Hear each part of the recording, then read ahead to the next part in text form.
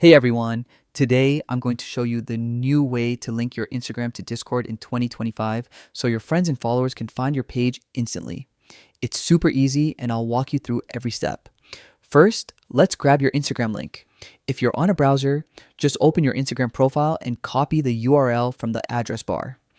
If you're on the Instagram app, go to your profile, tap the three dots in the top right corner, and select Copy Profile URL. That's your Instagram link ready to go.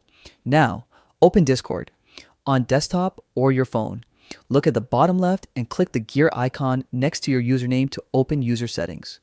From there, go to Edit Profile and find the About Me section. This is where you can add a short bio. Paste your Instagram link right into the bio. You can keep it simple or make it more inviting with something like, check out my Insta, your link.